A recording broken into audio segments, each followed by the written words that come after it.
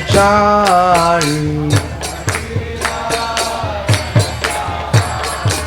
जय राधा माधव कुंज बिहारी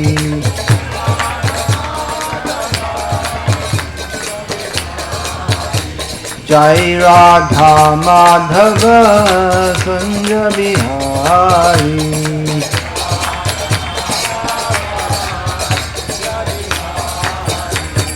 गोपी जन वल्लभ गिरिवरधारे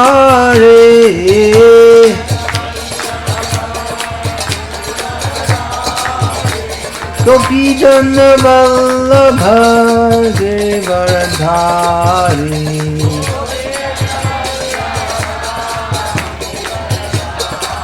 यशोदानंदन व्रज जनरंजन यशोदानंदन व्रज जनरंजन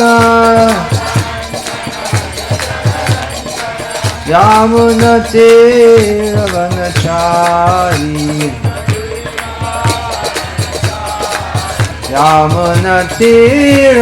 यामुनतीरवनचारी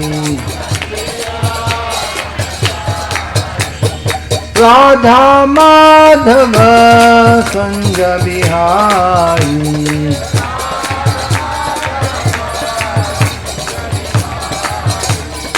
Radha Madhav Kunj Bihari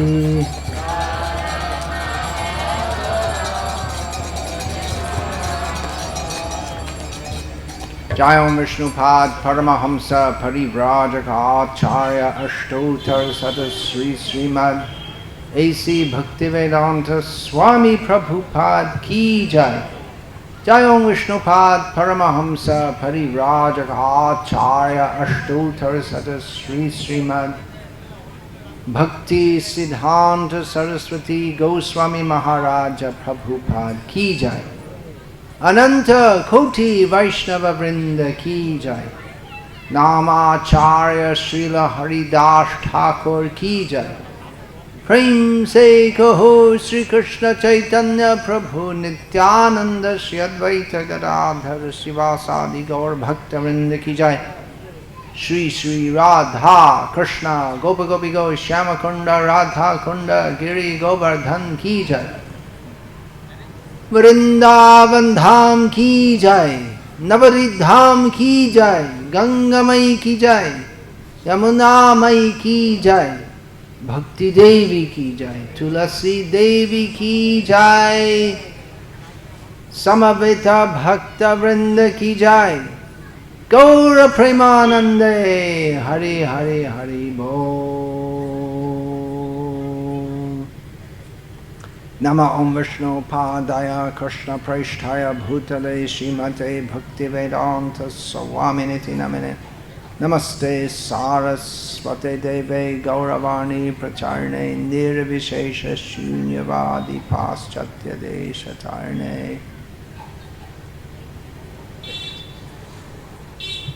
I see there are elderly women looking for chairs and the little children are sitting in the chairs. நான் பார்க்கிறேன் சில வயதான தாய்மார்கள்லாம் சேர் இல்லாம கஷ்டப்படுறாங்க. சின்ன சின்ன குழந்தைங்கலாம் சேர்ல உட்கார்ந்துருக்காங்க. ஸோ தயவு செஞ்சு சின்ன குழந்தைங்கலாம் வந்து கீழே வந்து உட்காருங்க. கீழே உட்கார முடியாதவங்க சேர்ல உட்காரும்படி கேட்டு கொடுக்கணும். சின்ன குழந்தைங்க முக்கியமா எல்லாரும் கீழே வந்து உட்காருங்க. They're all big shots. No one's giving up their chair for the elderly people.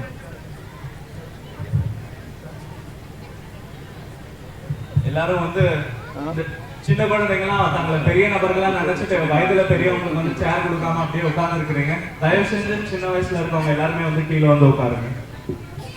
Actually, these chairs is another Western idea. Otherwise, everyone can sit with their legs folded.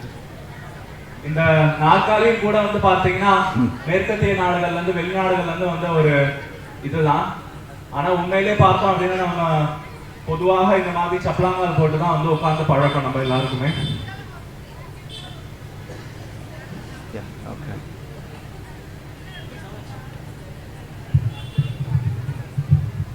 Hare Krishna. Sathankulam வாழ் பக்தர்கள் அனைவரையும் இன்றைய நிகழ்ச்சிக்கு இந்த திரிபுர சுந்தரி அம்மன் கோயில் வளாகத்திற்கு அனைவரையும் வரவேற்கிறோம். உங்கள் முன்னால இன்னைக்கு வீச்சிருக்கக்கூடியவர் தவத்திரு பக்தி விகாச சுவாமி அவர்கள். கொஞ்சம் இந்த லெக்சர் முடிவுனே கொஞ்சம் அமைதியா இருக்கணும். 2 ரெக்வஸ்ட். ஒன்று, அமைதி இருக்கணும். 2வது, செல்போன் இருந்ததுன்னா செல்போனை சுவிட்ச் ஆஃப் பண்ணிருங்க. அவர் பேசக்கூடிய ஒரு 3/4 மணி நேரம் அந்த செல்போனை சுவிட்ச் ஆஃப் பண்ணா ரொம்ப நல்லா இருக்கும். அப்புறம் செல்போன் இருந்ததுன்னா அவங்களுக்கு அந்த டிஸ்டர்பன்ஸா இருக்கும், ரொம்ப தொல்லையா இருக்கும், பேச முடியாது. அதனால தயவுசெய்து எல்லாரும் போனை வந்து சுவிட்ச் ஆஃப் போட்டுருங்க. அடுத்தபடி கொஞ்சம் அமைதி காக்கும்படியாகவும், குழந்தைங்க இருக்குன்னா கொஞ்சம் குழந்தைங்களை கொஞ்சம் அப்படி பின்னால கொண்டு போயிருவோம். கொஞ்சம் லெக்சர் முடிந்தனே அமைதியா இருக்கும். திரு பக்தி விகாஸ் சுவாமி அவர்கள் வந்து ஸ்ரீல பிரபுபாதருடைய நேரடி சீடர். ஸ்ரீல பிரபுபாதர் அகில உலக கிருஷ்ண பக்தி இயக்கத்தினுடைய ஸ்தாபக ஆச்சாரியர். அவர் அமெரிக்கா சென்று உலகம் முழுவதும் இந்த அகில உலக கிருஷ்ண பக்தி இயக்கத்தை ஸ்தாபித்து உலகம் முழுவதும் அனைத்து மக்களையும் பகவத்கீதை படிக்க வைத்து கிருஷ்ண பக்தர்களாக மாற்றியிருக்கிறார். அப்பேற்பட்ட ஸ்ரீல பிரபுபாதருடைய நேரடி சீடர்களில் மூத்த சீடர் திரு பக்தி விகாஸ் சுவாமி அவர்கள். அவர் 1957ஆம் வருடம் லண்டன் மாநகரில் பிறந்து தனது 17 வயது இருக்கும் போதே தனது குடும்பத்தை எல்லாரையும் விட்டுவிட்டு ஸ்ரீல பிரபுபாதருடைய புஸ்தகங்களை படித்து தன்னுடைய வாழ்க்கையை பகவான் கிருஷ்ணனுக்காக அர்ப்பணிக்கணும் அப்படின்னு முடிவு பண்ணி ஸ்ரீல பிரபுபாதருடன் சரணடைந்து ஸ்ரீல பிரபுபாதருடன் சீடராக அவர் ஆகி 1977 அவர் சீடராகிறார். அதன் பிறகு 1989 அவர் சன்னியாச தீட்சையும் வாங்கி இன்றைக்கு உலகம் முழுவதும் அனைத்து நாடுகளிலும் அனைத்து பெரிய நகரங்களிலும் சென்று பகவத்கீதை, ஸ்ரீமத் பாகவதம் ஆகியவற்றை எல்லாருக்கும் எடுத்துக் கொடுத்து சொல்லிக் கொடுத்து எல்லோருக்கும் கிருஷ்ண பக்தியை வாரி வழங்கிக் கொண்டிருக்கிறார். அவர் இன்றைக்கு சாத்தாங்குளத்துக்கு வந்தது மிகப்பெரிய பாக்கியம். இங்கு ஏற்கனவே முகுந்த தத்த பிரபு அவர்கள் வந்திருக்கிறார்கள். அவருடைய சீனியர், அவருடைய பெரிய சகோதரர் தான் பக்தி விகாஸ் சுவாமி அவர்கள். கொஞ்சம் 3/4 மணி நேரம் அவர் சொல்வதை காது கொடுத்து நம்ம கேட்கணும். கேட்டா நம்ம எல்லாருக்கும் நல்லது. போட்டோ யாரும் எடுக்க வேண்டாம். இங்க வந்து போட்டோ எடுக்கிறதுக்கு தனியா ஒரு ஆள் வச்சிருக்கோம். அவங்க போட்டோ எடுப்பாங்க, வீடியோ எடுப்பாங்க. நீங்க தயவுசெய்து யாரும் போட்டோ எடுக்க வேண்டாம். போன் ஆஃப் பண்ணி வச்சிருங்க. நிகழ்ச்சி இந்த உபன்யாசம் முடிஞ்சதுக்கு பிறகு கேள்வி பதில் இருக்கு. சாத்தாங்குளம் எதுக்குமே பெயர் போனது என்னன்னா கேள்வி பதில் கேட்கறதுனா பெயர் போனது. முகுந்த தத்த பிரபு இங்க வந்தப்போ நைட்டு 12 மணி வரைக்கும் கேள்வி பதில் இருந்தது. ஆனா குரு மகாராஜ் அவ்வளவு நேரம் இருக்க முடியாது. அதனால உங்களுடைய கேள்விகள் கண்டிப்பாக நீங்க கேள்வி கேட்டீங்கன்னா பதில் உங்களுக்கு கிடைக்கும். Hare Krishna. Okay. These people out, they can come inside. They're welcome to come. இங்க வெளியில நிற்கக்கூடிய நபர்கள் கூட உள்ள வந்து அமரலாம். இது எல்லாருக்கும் பொதுவான ஒரு நிகழ்ச்சி. கண்டிப்பாக நீங்களும் வந்து கலந்து கொள்ளலாம். யாரும் வெளியில நிற்காதீங்க, உள்ள வந்து கலந்துக்கோங்க. கொஞ்சம் வெளியே நிற்கிறவங்க வந்து உள்ள வந்து உட்காருங்க. நீங்க எத்தனை பேர் பார்த்துருப்பீங்க, எவ்வளவு நிகழ்ச்சி எடுத்திருப்பீங்க. லண்டன்ல இருந்து ஒருத்தர் வந்து நமக்கு பகவத்கீதை சொல்லி தரார் அப்படின்னா அது மிகப்பெரிய பாக்கியம். நான் ஏற்கனவே சொல்ல மறந்துட்டேன். ஆக்சுவலா திருச்செந்தூர் தான் நான். ஆனா பகவத்கீதை எனக்கு கண்ணில் பாக்குறதுக்கு வந்து 27 வருஷம் ஆச்சு. 27 வருஷம் கழிச்சு அமெரிக்கா போய் அந்த அமெரிக்கால தான் எனக்கு வந்து பகவத்கீதையை வந்து திரு பக்தி விகாஸ் சுவாமி அவர்கள் அங்கதான் சந்திக்க நேர்ந்தது. அதுக்கப்புறம் தான் என்னுடைய வாழ்க்கையில மாற்றம்.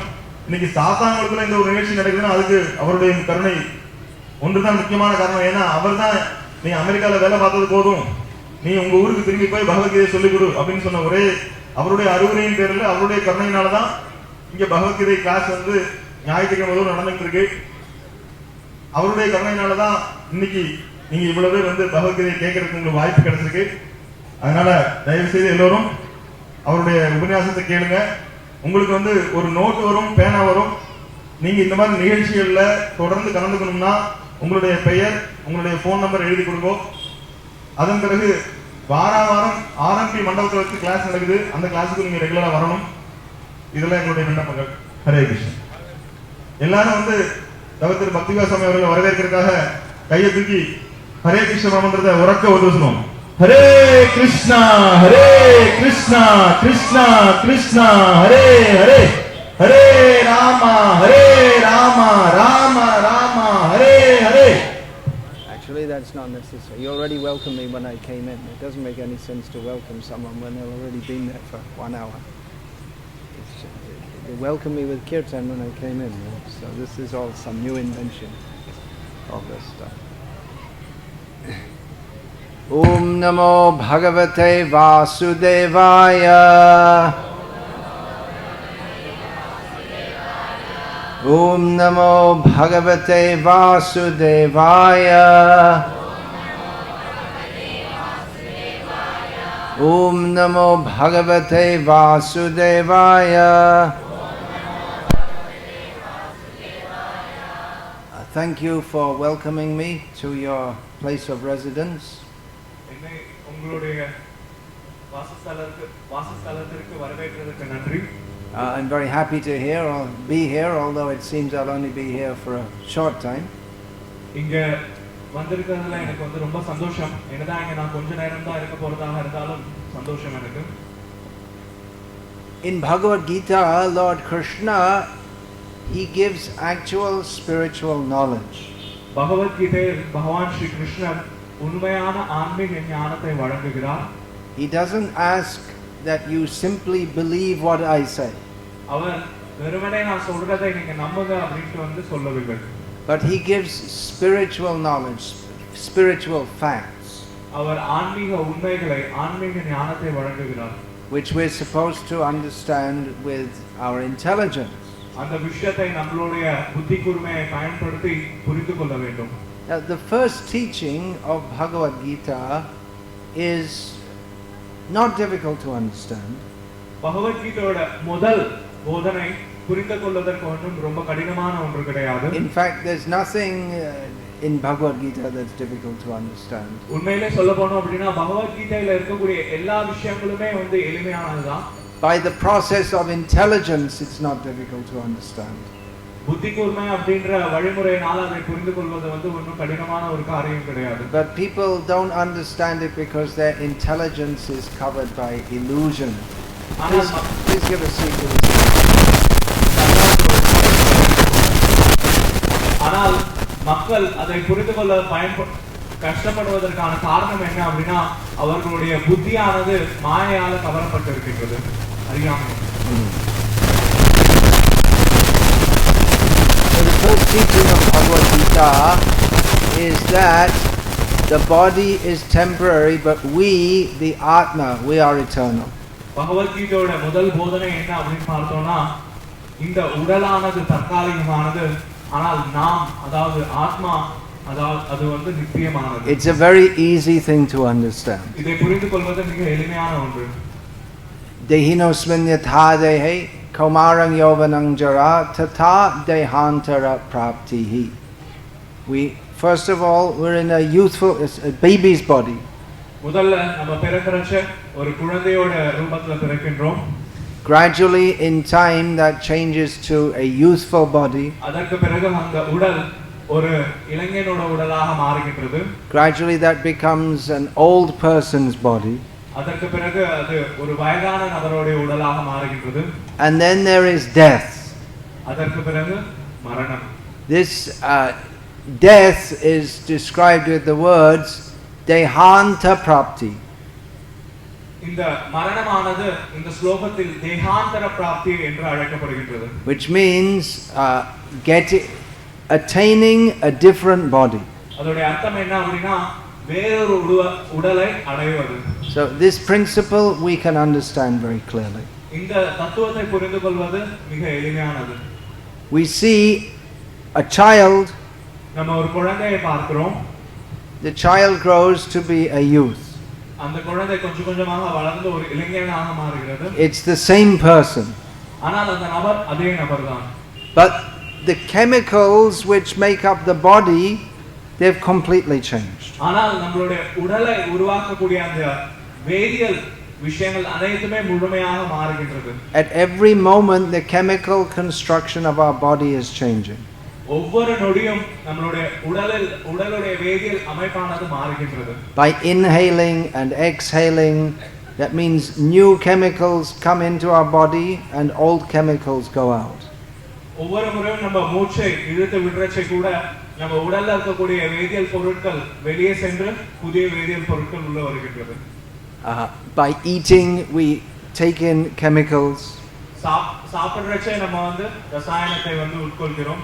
By passing stool and urine, by sweating, by shedding skin in flakes, we give out chemicals. அதே போல மலம் ஜலம் கழிக்கிறச்சே வேர்வையின் மூலமாக நம்மளுடைய உடல்ல இருந்து ரசாயனங்கள் வெளியேறுகின்றன. So there is an estimation by modern science that if we take a body now and examine all the chemicals and we come back 7 years later, we'll find that the whole set of chemicals is completely changed. இப்ப இருக்கக்கூடிய நவீன விஞ்ஞானிகளால கண்டறியப்பட்டிருக்கின்றது.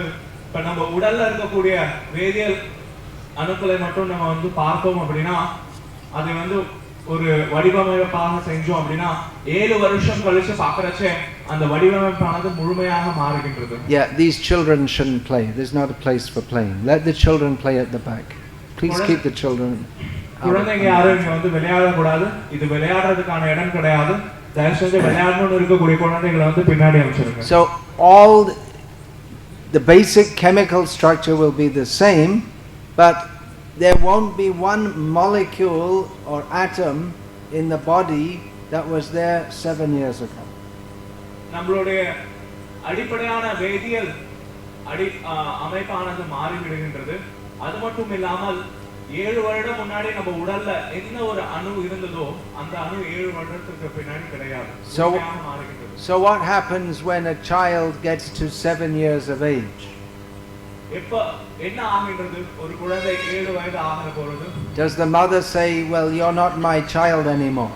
இப்போ வந்து முழுமையாக மாறிவிட்ட காரணத்தால இந்த பையன் என்னோட குழந்தை இல்ல அப்படினு அம்மா சொல்றாங்களா? The chemicals that came from my womb, they've all changed, so you're not my child anymore. என்னுடைய மடியில இருந்து வந்த அந்த ரசாயன பகுதிகள் அனைத்துமே உன்னுடைய உடல்ல மாறிவிட்டது. இதனால இதுக்கு அப்புறம் நீ என்னுடைய மகன் கிடையாது அப்படினு ஏதாவது தாய் சொல்றாங்களா? No, the mother and everyone else recognizes that it's the same person. ஆனால் அந்த தாய் மற்றும் எல்லா நபர்களுமே வந்து கண்டறிகிறார்கள் இந்த நபர் அதே நபர் தான், உருவம் மாறுபட்டு இருந்தாலும் கூட. You may say, well, it's the mind that stays the same. The mind, that someone may propose that it's the mind that it stays the same. It's the mind is the person. சில நேரத்துல வந்து மக்கள் வந்து சொல்லலாம் நம்மளுடைய மனம் தான் வந்து அப்படியே இருக்கின்றது அப்படினு. But the mind is changing at every moment. ஆனால் நம்மளுடைய மனதும் கூட ஒவ்வொரு நொடியும் மாறிக்கொண்டே இருக்கின்றது. If a 7-year-old has the same consciousness of that of a newly born baby, we say that he's mentally retarded. ஒரு 7 வயதுள்ள ஒரு சிறுவன் ஒரு குழந்தையை போல மனதுடைய நபராக இருந்தால் அந்த நபரை நாம் வந்து மனோநிலை பாதிக்கப்பட்டவர் என்று வந்து சொல்லுவோம். Or if generally it's hoped that as one gets older one becomes wiser. பொதுவாக வந்து மக்கள் எண்ணுகிறார்கள் ஒரு நபர் வயது ஆக ஆக அந்த நபரும் வந்து முதிர்ச்சியுடைய நபராக, அதாவது கொஞ்சம் நல்ல புத்தியுடைய நபராக மாறுகிறார். Not buddhi, it's I don't know, what word do you have for wise? That one's intelligence becomes more mature. அறிவுள்ள நபராக மாறுகிறார். Yeah. But it's a fact that the mind is changing at every moment. ஆனால் மனமானது மாறி ஒவ்வொரு நொடியும் மாறிக்கொண்டிருக்கின்றது அப்படின்றது உண்மை. So what stays the same? The person is the same, although the mind and the physical structure, they change all the time. என்னதான் மனம் மாறினாலும் அந்த உடல் மாறினாலும் கூட அந்த ஒரு விஷயம் வந்து மாறாமலே இருக்கின்றது. அந்த விஷயம் என்ன? So the person stays the same. அந்த நபர் எப்பொழுதுமே மாறாமல் இருக்கின்றார். What is the person? அந்த நபர் அப்படின்னு சொல்றச்ச நம்ம எதை The குறிக்கின்றோம்? person is the source of consciousness, அந்த நபர் தான் இந்த உடலுக்கு உணர்வை வந்து அளிக்கின்றார். which is called the Atma. அந்த நபரானவர் ஆத்மா என்று அழைக்கப்படுகிறார். So the Atma stays the same while the mind and body are changing at every moment. ஆத்மா அதே நபராக இருக்கின்றார். ஆனால் அந்த உடலோ அல்லது மனமோ ஒவ்வொரு நொடியும் மாறிக்கொண்டே இருக்கின்றது. So as the body changes from boyhood to youth to old age, the person stays the same. எப்படி வந்து இந்த ஒரு பிறவியிலே குழந்தையிலிருந்து இளமை பருவத்திற்கு வந்து உடல் மாறுகின்றதோ அப்படி இருந்தாலும் கூட அந்த நபர் அதே நபராக தான் இருக்கின்றார். So when the body dies, it doesn't mean that the person dies. அதே போல உடல் மரணம் அடையறச்சே அந்த நபர் வந்து மரணம் அடையறார் என்று எண்ணக்கூடாது. Because the person is not the body. ஏனென்றால் அந்த நபர் உடல் கிடையாது. The body is only chemicals. இந்த உடலானது வெறும் ரசாயன அணுக்கள். I am not chemicals. You are not chemicals. நான் வந்து ரசாயனங்கள் கிடையாது, நீங்களும் ரசாயனங்கள் கிடையாது. When a man sees his wife, he doesn't think, "Oh, I'm very happy to see this group of this manifestation of carbon and hydrogen and oxygen and nitrogen." He doesn't say that. ஒரு கணவன் தன்னுடைய மனைவியை வந்து பார்க்கறச்ச, "ஓ, எனக்கு ஒரு நல்ல மனைவி அமைந்திருக்கிறார். அவள் வந்து பல்வேறு வேதியியல் ரசாயன ரூபங்களால வந்து உருவாயிருக்கிறார்" அப்படின்னு வந்து பார்க்கிறது கிடையாது. What's the main theme in all the movies? Very popular in Tamil Nadu, movies. எல்லா படங்களிலுமே வந்து முக்கிய கதையாக இருப்பது என்ன? It's so-called love. அது என்ன அப்படின்னா காதல். So you'll see a young man and a young woman on a boat on the river in the moonlight. நம்ம பார்க்கலாம் படத்துல ஒரு இளைஞன் ஒரு இளம் பெண்ணுடன் ஒரு படகுல நதியில நிலாவுடைய வெளிச்சத்துல வந்து உட்கார்ந்திருப்பாங்க. This never happens in real life. It's only in the movies. ஆனால் இந்த மாதிரியான விஷயம் வந்து உண்மையான வாழ்க்கையில வந்து நடக்காது, படத்துல மட்டும் தான் நடக்கும். Anyway, in the movie, the young man, he doesn't say to the young woman, "Oh, the carbon and hydrogen is so attractive in your body." அங்க அந்த படத்துல இருக்கக்கூடிய அந்த இளைஞன் அவனுடைய காதலை பார்த்து இவ்வாறு சொல்வது கிடையாது. அதாவது அவங்க உடல்ல இருக்கக்கூடிய ரசாயனங்கள் வந்து என்னை வந்து ரொம்ப கவர்கின்றது அப்படின்ட்டு. He said, "There's something about your nitrogen. It really makes me feel so good." He doesn't say that. உங்க உடல்ல இருக்கக்கூடிய நைட்ரோஜன் அப்படின்ற ரசாயனம் வந்து என்னை ரொம்ப வசீகரிக்கின்றது அப்படின்ட்டு வந்து காதலன் வந்து வசனம் பேசுவது கிடையாது. We're not. If you say that this body is so much carbon, hydrogen, nitrogen, oxygen, this, that, well, who will be attracted? நம்ம இப்படி சொன்னோம்னு வச்சுக்கோங்களேன், இந்த உடல்ல வந்து கார்பன் ரசாயனம் இருக்கின்றது, நைட்ரோஜன் ரசாயனம் இருக்கின்றது அப்படின்னு வந்து சொன்னோம் அப்படின்னா இதை கண்டு யாரும் வந்து வசீகரிக்கப்படவே கிடையாது. If we offer a young man, you see, you can marry this young woman. நம்ம வந்து ஒரு இளைஞனை பார்த்து சொல்றோம்னு வச்சுக்கோங்களேன், நீங்க இந்த இளம் பெண்ணை வந்து திருமணம் செய்து கொள்ளுங்கள் என்று. Very nice face. ரொம்ப அழகான முகம் இருக்கின்றது. And very beautiful figure. ரொம்ப அழகான உருவம் இருக்கின்றது. And hair is very nice. அவங்களுடைய கேசம் ரொம்ப அழகாக இருக்கின்றது. There's only one problem. ஆனால் அதுல ஒரே ஒரு பிரச்சனை இருக்கின்றது. She died yesterday. அவங்க வந்து நேத்து இறந்துட்டாங்க. Who will want to marry a dead body? யார் வந்து இத்தகைய அழகான ஒரு பெண்ணை வந்து கல்யாணம் பண்ண விரும்புறாங்க? But she's very beautiful. The only problem is she's dead. அவங்க ரொம்ப அழகா தான் இருக்காங்க. ஆனா ஒரே ஒரு பிரச்சனை என்ன அப்படினா அவங்க நேத்து தான் இறந்தாங்க. Why doesn't anyone want to marry a dead body? இதனால எந்த ஒரு நபருமே ஒரு பிணத்தை திருமணம் செய்ய விருப்பப்படுவது கிடையாது. It's the same chemicals as yesterday. நேத்து அதுல எந்த ரசாயனங்கள் இருந்ததோ அதே ரசாயனம் தான் இப்பவும் இருக்கு. What's the difference? என்ன வித்தியாசம்? The soul has left the body. அந்த உடல்ல இருக்கக்கூடிய ஆத்மா அந்த உடலை விட்டு நீங்கி விட்டது. And the soul enters another body. அதற்கு பிறகு அந்த ஆத்மா வேறொரு உடலை ஏற்கின்றது. According to what we have acted in this life and according to the desires that we have cultivated, we get another body. இந்த வாழ்க்கையில் நம்ம எவ்வித வாழ்க்கையை வாழ்ந்திருக்கிறோமோ, எத்தகைய எண்ணத்தை வளர்த்திருக்கிறோமோ அதற்கேற்ப நமக்கு வேறொரு உடல் கிடைக்கிறது. This is spiritual science. இதுதான் ஆன்மீக விஞ்ஞானம். This is knowledge. இதுதான் அறிவு, ஞானம். This is the greatest asset of this land, which is now called India, although the Shastric name is Bharatavarsha. இந்த ஆன்மீக ஞானம் தான் இந்த பாரத வருஷம், அதாவது இப்ப இந்தியா அழைக்கப்படக்கூடிய பாரத வருஷத்துடைய உண்மையான சொத்தாகும். This is India's greatest gift to the world, is spiritual knowledge. இந்தியாவுடைய மொத்த உலகத்திற்கேயான சிறந்த பரிசானது இந்த ஆன்மீக ஞானம்.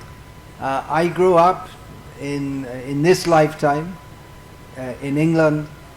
நான் இந்த வாழ்க்கையில் இங்கிலாந்து நாட்டில் வந்து வாழ்ந்தேன், வளர்ந்தேன். Now if you go to England, due to the mass distribution of Srila Prabhupada's rendition of Bhagavad Gita, everyone at least knows the idea of Punarajanma, reincarnation. இப்ப பார்த்தோம் அப்படின்னா ஸ்ரீல பிரபுபாதரால் எழுதப்பட்ட பகவத்கீதையோட நூலினுடைய பிரச்சாரத்தின் காரணத்தினால இங்கிலாந்து நாட்டில் இருக்கக்கூடிய நபர்கள் கூட மறுபிறவியை பற்றி நம்புகிறார்கள். But when I was growing up, I didn't know anything about it at all. ஆனால் நான் அங்க வளர்றச்சே அங்க வந்து மறுபிறவியை பத்தி யாருக்குமே எதுவும் தெரியாது, எனக்கும் எதுவும் தெரியாது. I was just told you have to be a Catholic and then you go to heaven, and if you're a Protestant you go to hell. அதாவது எனக்கு வந்து சொல்லி கொடுக்கப்பட்டது, நீங்க வந்து ஒரு கேத்தலிக் கிறிஸ்துவனாக இருந்தால் நீ வந்து சொர்க்கத்துக்கு போவாய், புரோட்டஸ்டன்ட் கிறிஸ்டியனாக இருந்தா அப்படினா நரகத்துக்கு போவாய். And if you ask the Protestants, they say the Protestants go to heaven and the Catholics go to hell. ஆனா நீங்க புரோட்டஸ்டன்ட் கிறிஸ்தவர்களை கேட்டீங்க அப்படினா புரோட்டஸ்டன்ட்ஸ் வந்து சொர்க்கத்துக்கு போவாங்க, கேத்தலிக்ஸ் வந்து நரகத்துக்கு போவாங்க அப்படினு சொல்லுவாங்க. And I couldn't understand it at all. இது என்னால வந்து புரிந்து கொள்ளவே முடியல அறவே. Didn't seem to make any sense. இது எந்தவித ஒரு அர்த்தமும் வாய்ந்ததாக எனக்கு தோணவில்லை. They say God is very kind and loving, but he throws you into hell forever if you're in the wrong church. அவங்க வந்து சொல்றாங்க கடவுள் வந்து மிகவும் கருணையானவர். அப்படி சொல்றச்சே அவங்க என்ன சொல்றாங்க அப்படினா இன்னொரு விஷயம், நீங்க வந்து தவறான ஒரு தேவாலயத்துல போய் சேர்ந்தீங்க அப்படினா அவர் உங்களை நிரந்தரமாக நரகத்துக்கு அனுப்பிடுவார் அப்படி. And those Hindus over in India, I mean there's no question, they all have to burn in hell forever. அது மட்டும் இல்லாம என்ன சொல்றாங்க அப்படினா இந்தியால இருக்கக்கூடிய எல்லா இந்துக்களுமே வந்து நிரந்தரமாக நரகத்தில் வந்து கஷ்டப்பட வேண்டும் என்று சொல்றாங்க. I couldn't understand. It didn't seem to make any sense to me whatsoever. இத வந்து என்னால புரிந்து கொள்ளவே முடியல. இந்த வாக்கியங்கள் என்னோட வாழ்க்கையில எந்தவித அர்த்தத்தையுமே ஏற்கவில்லை. We couldn't say that openly to our teachers, but the doubt was there in my mind. அது எங்களால நேரடியான முறையில எங்களுக்கு கல்வி கற்கக்கூடிய ஆசிரியர்கள் கிட்ட சொல்ல முடியல, ஆனா இந்த சந்தேகம் என்னோட இதயத்தில். So when I came to know about reincarnation, then everything now I can understand. ஆனால் எப்பொழுது நான் வந்து மறுபிறவியை பத்தி தெரிந்து கொண்டேனோ அப்பொழுது எனக்கு வந்து ஆறுதலாக இருந்தது. இப்போ எனக்கு வந்து that is not just in one lifetime that everything is judged, but you have many lifetimes. வெறும் ஒரு வாழ்க்கையிலே நம்மளுடைய நிலை வந்து கணக்கிடப்படுவது கிடையாது, நமக்கு பல்வேறு வாய்ப்புகள் அளிக்கப்படுறது மறுபிறவியின் மூலமாக. Even if someone is very sinful, they'll have to be punished for that in a future life, but there is hope for them. At some point they may become godly. ஒரு நபர் மிகப்பெரிய பாவியாக இருந்தாலும் கூட அவர் பாவியாக இருப்பதற்காக கண்டிப்பாக தண்டனைக்கு உட்படுத்தப்படுவார். அப்படி இருந்தும் கூட அவருக்கு நல்லவராக மாறுறதுக்கு ஒரு வாய்ப்பு எப்பயாவது ஒரு காலகட்டத்தில் கொடுக்கப்படுகின்றது. God's mercy on us is that he gives us unlimited chances. கடவுள் நம்ம மீது காட்டக்கூடிய கருணை என்ன அப்படினா நமக்கு பல்வேறு வாய்ப்புகளை வந்து கொடுக்கிறார். That doesn't mean that okay, so I won't bother in this life, I'll just go on sinning. அதற்காக நான் இப்படி சொல்லவில்லை, நிறைய வாய்ப்பு இருக்கா அதனால இந்த வாழ்க்கை முழுக்க நான் வந்து பாவத்தையே செஞ்சுட்டு இருப்பேன் அப்படி நினைக்க கூடாது. We should also understand from Bhagavad Gita the nature of this world. நாம் பகவத்கீதையில இருந்து இந்த உலகத்துடைய இயற்கையை புரிந்து கொள்ள வேண்டும். The most prominent symptom of this world is that it is dukhalayam, it is a place of misery. மிக முக்கியமான இந்த உலகத்துடைய இயற்கை என்ன அப்படி பார்த்தோம் அப்படினா இந்த உலகமானது துக்காலயம், அதாவது துன்பத்தின் இருப்பிடம். So we should utilize this human form of life to do that sadhana by which we get free from birth and death. இந்த மனித வாழ்க்கையை நாம் இந்த பிறப்பு இறப்பு அப்படின்ற துன்ப சுழற்சியிலிருந்து வெளிவருவதற்கான வழிமுறையில் ஈடுபடுத்த வேண்டும். But unless we get the knowledge, spiritual knowledge of Bhagavad Gita from Krishna, if we just believe in reincarnation, that will not help us. வெறுமனே மறுபிறவை நம்பினால் மட்டும் போதாது, பகவான் ஸ்ரீ கிருஷ்ணரிடமிருந்து இந்த ஆன்மீக ஞானத்தை பெற வேண்டும். For some time in the 1980s, I was based in Thailand. நான் 1980வது வருஷ அந்த காலகட்டத்துல வந்து தாய்லாந்துல வந்து வசித்து வந்தேன். The old name for Thailand was Siam. தாய்லாந்துடைய பழைய பெயர் வந்து சயாம். That is the Puranic name is Shyama Desha. அந்த இடத்தோட உண்மையான பெயர் என்ன அப்படினு பார்த்தோம் அப்படினா ஷாம தேசம். Just like Burma is Brahma Desha. பர்மாவுடைய சாஸ்திர பெயர் என்ன அப்படினு பார்த்தோம் அப்படினா பிரம்ம தேசம். Anyway, Thailand is a predominantly Buddhist country. தாய்லாந்துல இருக்கக்கூடிய மக்கள் வந்து பொதுவாக பௌத்த மதத்தை பின்பற்றக்கூடிய நபர்கள். But it's also famous for material enjoyment. அது மட்டும் இல்லாமல் பௌதிகமான புலனின்பத்திற்கு அந்த நாடு மிகவும் பிரசித்தி பெற்றது. People go from all over the world to enjoy themselves there. மக்கள் பல்வேறு நாடுகளிலிருந்து அந்த இடத்திற்கு வந்து அனுபவிப்பதற்காக வந்து செல்வார்கள். Especially by prostitution. முக்கியமாக வந்து விபச்சாரத்தின் மூலமாக. So the most important word in the Thai language is sanuk. அந்த தாய்லாந்துல இருக்கக்கூடிய மொழியோட ஒரு முக்கியமான வார்த்தை என்ன அப்படினு பாத்தீங்கன்னா சனுக். Sanuk means material happiness. சனுக் அப்படினா என்ன அர்த்தம் அப்படினா பௌதிகமான இன்பம். Their culture is very much based on how you can be materially happy. அவங்களுடைய மொத்த கலாச்சாரமே எதை அடிப்படையாக வைத்திருக்கு அப்படினா எந்த அளவுக்கு உங்களுடைய வாழ்க்கையில வந்து நீங்க வந்து பௌதிகமா இன்பமா இருக்க முடியுமோ அந்த அளவுக்கு சிறந்தது. Of course that's true all over the world. இதே போன்றுதான் மொத்த உலகமும் இருக்கின்றது. But it's particularly prominent in Thailand. அப்படி இருந்தாலும் கூட முக்கியமாக தாய்லாந்து இதற்கு வந்து பெயர் போனது. Now the people there, they eat all kinds of food. அங்க இருக்கக்கூடிய மக்கள் வந்து எல்லா விதமான உணவுப் பொருட்களையும் சாப்பிடுவாங்க. Including snakes and grasshoppers and rats and all kinds of things. அங்க இருக்கக்கூடிய பாம்பு, அப்புறம் வந்து வெட்டுக்கிளி, அப்புறம் எலி இது போன்ற விஷயங்களை கூட சாப்பிடுவாங்க அங்க இருக்கக்கூடிய மக்கள். But the most popular food is pork. ஆனால் மிக பிரசித்தி பெற்ற உணவு அங்க அந்த நாட்டுல என்ன அப்படினு பார்த்தோம்னா பன்னிக்கறி. So one time I asked one Buddhist, I used to speak Thai language, I forgot it now. I asked that, well, don't you know that by eating pork you'll have to become a pig in your next life? எனக்கு அப்ப வந்து தாய்மொழி வந்து தெரிஞ்சிருந்தது. இப்போ நான் அத மறந்துட்டேன். நான் அங்க ஒரு பௌத்த சாது கிட்ட வந்து கேட்டேன், உங்களுக்கு தெரியாதா இந்த பன்றியினுடைய இறைச்சியை வந்து சாப்பிடுறதன் மூலமாக நீங்க வந்து அடுத்த பிறவிலே பன்றியா வந்து மாற வேண்டிய இருக்கும் அப்படினு. And the reply came, yes. Yes. அதற்கு அவர் வந்து பதில் அளித்தார், Thai mai ka. It's a female ka. Anyway. So she said, yeah. And said, well, doesn't that bother you? I asked her. நான் உங்ககிட்ட கேட்டேன், இது உங்களுக்கு ஒரு பிரச்சனையா தெரியலையா? He said, well, that will also be sanuk. அவங்க அதுக்கு பதில் அளிச்சாங்க, அதுவும் சனுக்கா தான் இருக்கும், ரொம்ப சந்தோஷமா தான் இருக்கும் ஒரு பன்னியா மாறுறது கூட. One time in America, our Srila Prabhupada was speaking to a group of people and warning them. He said, you're living your life like dogs. You're going to become a dog in your next life. Srila Prabhupada அமெரிக்கால வந்து ஒரு மக்கள் குழுவாக இருந்தாங்க, அவங்க கிட்ட பேசி கொண்டிருந்தார்.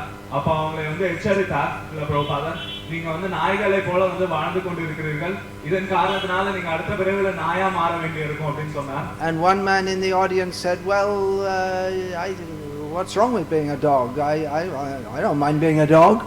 அந்த குழுல இருந்த ஒரு நபர் எழுந்து சொன்னார், நாயா மாறுறதுல என்ன கஷ்டம் இருக்கு, எனக்கு நாயா மாறுறது விருப்பமா தான் இருக்கு அப்படின்னு வந்து சொன்னார். Srila Prabhupada said, you have my blessing. Srila Prabhupada சொன்னார், நீ நாயா மாறுறதுக்கு என்னுடைய முழுமையான ஆசீர்வாதங்கள் அப்படின்னு. What do you say to such a foolish person? அத்தகைய ஒரு முட்டாளிடம் நம்ம வேற என்ன சொல்ல முடியும்? They think it's nice to be a pig or a dog. அந்த நபர்கள் ஒரு பன்றியாகவோ இல்ல நாயாகவோ வந்து பிறவி எடுக்கிறதை வந்து நல்லதுன்னு நினைக்கிறாங்க. So foolish, it's unbelievable. ரொம்ப முட்டாள்தனமான ஒரு நிலை.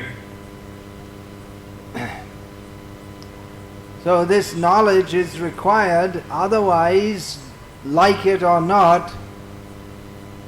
we have to continue in the cycle of birth and death.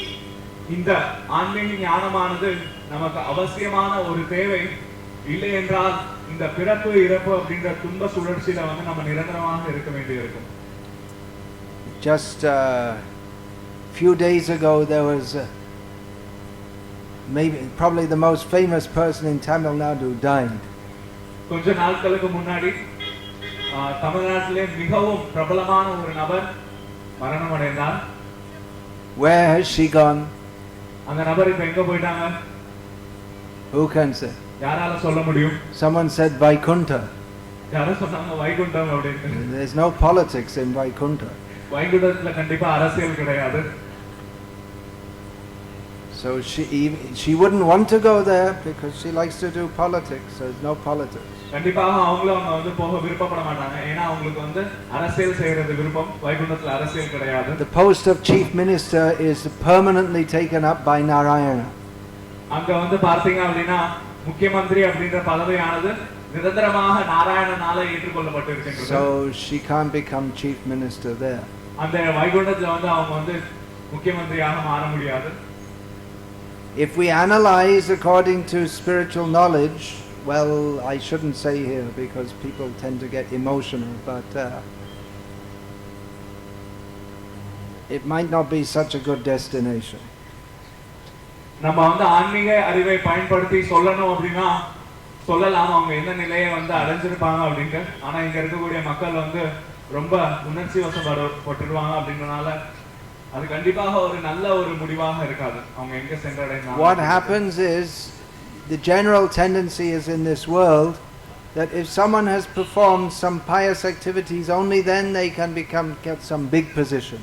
பொதுவாக இந்த உலகத்தோட இயல்பு என்ன அப்படின்னு பார்த்தோம் அப்படின்னா எந்த ஒரு நபர் இந்த வாழ்க்கையில புண்ணிய செயல்களில் ஈடுபடுகின்றனரோ அந்த நபரே வந்து வாழ்க்கையில ஒரு நல்ல நிலையை அடைய முடியும். But then when they get a big position, they misuse that and perform various sinful activities. அப்படிப்பட்ட ஒரு உயர்ந்த நிலையை அடைந்த பிறகு புண்ணியத்தின் மூலமாக அந்த உயர்ந்த நிலையை பயன்படுத்தி அந்த நபர்கள் மறுபடியும் வந்து பாவங்களில் ஈடுபடுகின்றனர். By sinful activities they get a low position in the next life. இவ்வாறு பாவத்தில் ஈடுபடுவதன் மூலமாக அடுத்த பிறவியில் அவங்க மறுபடியும் வந்து ஒரு கீழ்நிலை பிறவியாக பிறவி எடுக்கிறார்கள். When they're suffering and they have no way to come up, then they pray to God, they become pious. ரொம்ப துன்பப்படக்கூடிய நிலையில வேற எந்த வழியுமே இல்லாத ஒரு நிலையில அவங்க வந்து கடவுளிடம் வந்து பிரார்த்தனை செய்றாங்க. Then they again come up in another life. இவ்வாறு பிரார்த்தனை செய்வதன் மூலமா மறுபடியும் உயர்நிலை அடையறாங்க. So they go up down up down up down up down up down like this. இது போல மேலே கீழே உயர்ந்த பிறவி தாழ்ந்த பிறவி அப்படினு வந்து மாறிக்கொண்டே இருக்காங்க. That's why simply being pious is not enough. வெறும் புண்ணியசாலியாக இருப்பது மட்டும் இந்த வாழ்க்கையில் போதுமானது கிடையாது. We think I believe in God, I do a little puja every morning.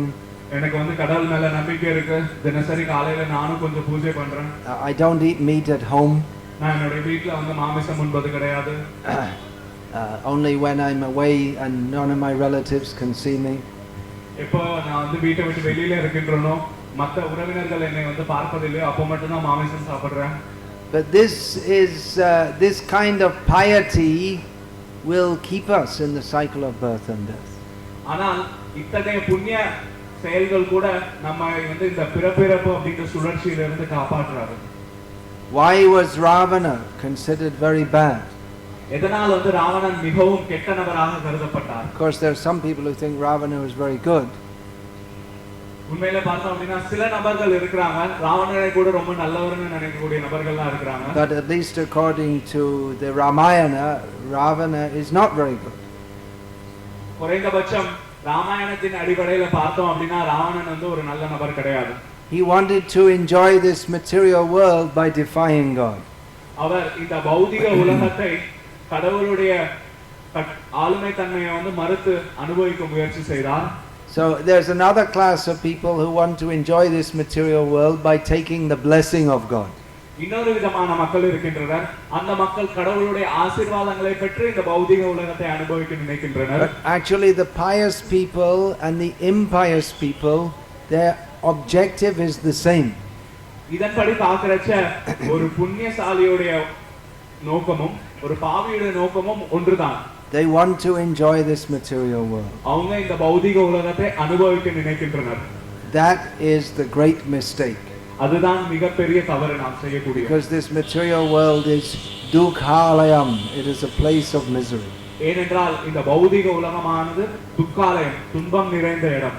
Therefore, some people, they become more intelligent and they stop trying to enjoy this material world. இதனால சில நபர்கள் கொஞ்சம் புத்திசாலித்தனமாக யோசித்து இந்த பௌதிக உலகத்தை அனுபவிக்க வேண்டும் அப்படின்ற ஆசையை வந்து விடுகிறார்கள். But then they think, well, I don't need God. அப்ப என்ன நினைக்கிறாங்க அப்படின்னா, இதை நான் செய்யறச்ச எனக்கு கடவுளுக்கு என்ன தேவை? By my own austerities, I'll become liberated. என்னுடைய தனிப்பட்ட தவத்தின் மூலமாக நான் வந்து முக்தி அடைகின்றேன்.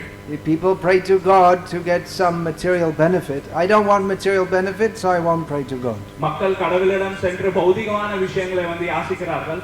எனக்கோ பௌதிகமான விஷயங்கள் தேவையில்லை, அப்ப எனக்கு எதற்கு வாழ்க்கையில் கடவுள் தேவை என்று நினைக்கிறார்கள். They think I will become God. அத்தகைய நபர்கள் நினைக்கிறார்கள் நானே வந்து கடவுளாக மாறுவேன் என்று. So that's another great mistake. அது இன்னொரு மிகப்பெரிய தவறு. One mistake is to pray to God for material benefit. ஒரு தவறு என்ன அப்படினா கடவுளிடமிருந்து பௌதிகமான சுகத்தை யாசிப்பது. Another mistake is to give up the idea of material enjoyment and to think I will become God. இன்னொரு தவறு என்ன அப்படினா பௌதிகமான இன்பத்தை வேண்டாம் என்று தவிர்த்துவிட்டு நானே கடவுளாக மாறி விடுவேன் என்ற எண்ணத்தோடு வாழ்வது. We hear the pastimes of Krishna. நாம் வந்து கிருஷ்ணனுடைய லீலைகளை வந்து கேட்கிறோம். When he was a baby, he was this Putana Rakshasi came to kill him, he killed her. அங்க வந்து பார்த்தீங்க அப்படினா கிருஷ்ணர் குழந்தையாக இருக்கறச்சே பூதனா அப்படிங்கற அரக்கி கிருஷ்ணரை வந்து கொல்றதுக்காக வந்தால் ஆனால் கிருஷ்ணர் அவரை கொன்றுவிட்டார். He was only a baby. அவர் வந்து ஒரு குழந்தையாக தான் இருந்தார் ஆனா பூதனாவை வந்து கொன்றுவிட்டார். He had never done any austerities. அவர் வந்து இன்னும் மிகப்பெரிய தவங்களை வந்து செய்யல. People who do austerities, they do so to try to become detached from this world. மக்கள் இது போன்ற தவங்களை வந்து செய்வதற்கான காரணம் என்ன அப்படினு பார்த்தோம்னா இந்த உலகத்திலிருந்து பற்றுதலை வந்து விடக்கூடிய எண்ணத்தை வளர்க்கின்றனர். And to conquer over the desires of the mind and the senses to enjoy this world. மனம் மற்றும் புலன்களுடைய இந்த உலகத்தை அனுபவிக்க வேண்டும் அப்படிங்கற ஆசையை வந்து வெல்லக்கூடிய எண்ணத்தோடு அவர்கள் தவம் செய்கின்றனர். And then they can get some power. இதன் மூலமாக நான் ஒரு சக்தியை அடைவேன் என்று நினைக்கிறேன். Some mystic power, yoga shakti. ஏதாவது ஒரு யோக சக்தியை வந்து அடைவதாக எண்ணுகின்றனர். And then they can start to read people's minds. அந்த சக்தியை யோக சக்தியை பயன்படுத்தி அவங்க வந்து மக்களுடைய மனதை வந்து படிக்கின்றனர். Or they can levitate.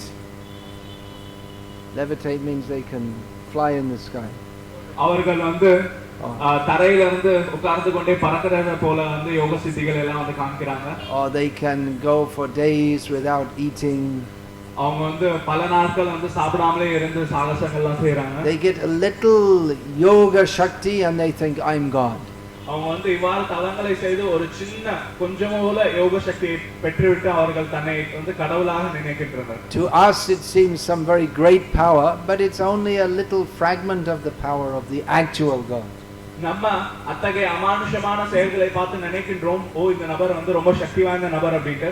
ஆனா உண்மையிலே கடவுளோட ஒப்பிடுறச்ச அவர்கள் கிட்ட இருக்கக்கூடிய சக்தி வந்து ரொம்ப அற்பமானது. So the people who are trying to get free from the maya of enjoying this world, they just get into another kind of maya of thinking they're God. இவ்வாறு இந்த உலகத்தில் பௌதிக இன்பம் மாயை என்று நினைத்து அதை வந்து விடக்கூடிய எண்ணத்தோடு இருக்கக்கூடிய நபர்கள் தானே கடவுளாக மாறி விடுவேன் என்ற மாயையில் மறுபடியும் மாட்டிக்கொள்கிறார்கள். So what's the way out of this tangle? If you try to get out of maya, you get into another kind of maya. இப்ப இத்தகைய ஒரு சிக்கல்ல இருந்து வெளிவதற்கான வழிமுறை தான் என்ன? ஒரு மாயையில இருந்து வெளிவர முயற்சி செய்தால் இன்னொரு மாயையில போய் மாட்டிக்கிறோம். The answer is there again in Bhagavad Gita.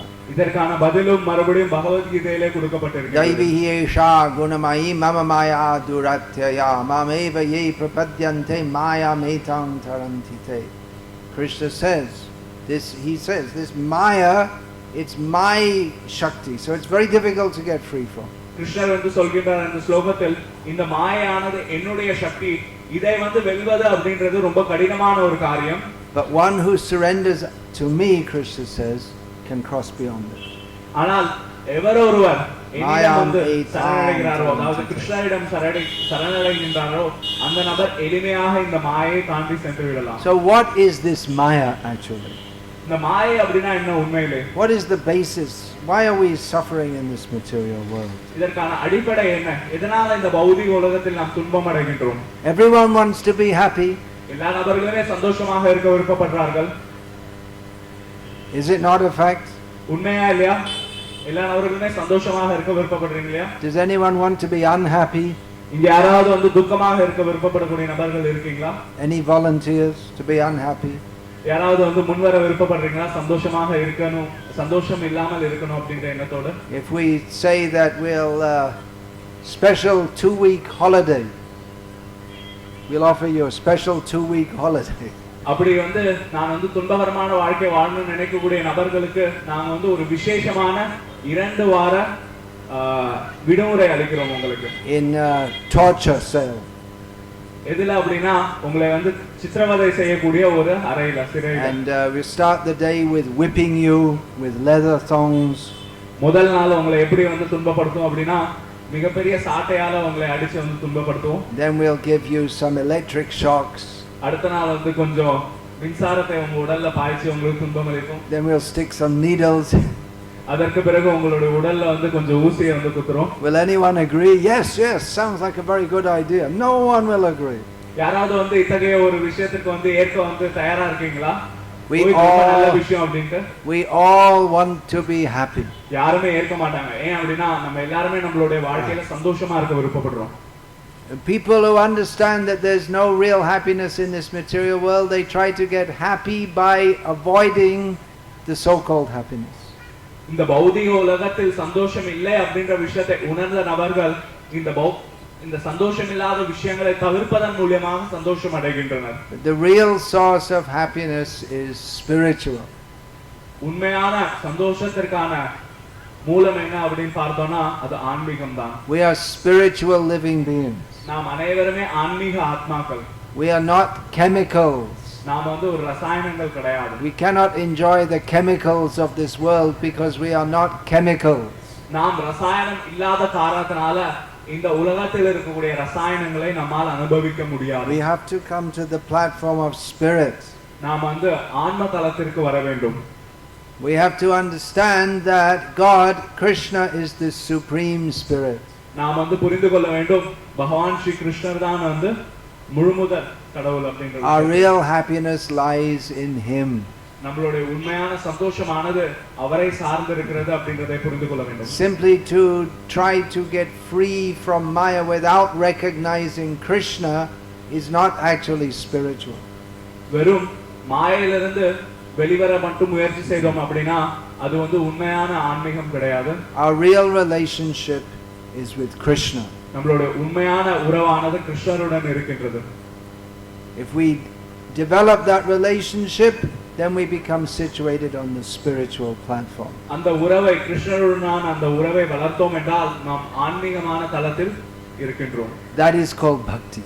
அத்தகைய தலம் தான் பக்தி என்று அழைக்கப்படுகிறது. And this is open to everyone. இது எல்லாருக்கும் பொதுவான ஒன்று. Because everyone has a natural relationship with Krishna.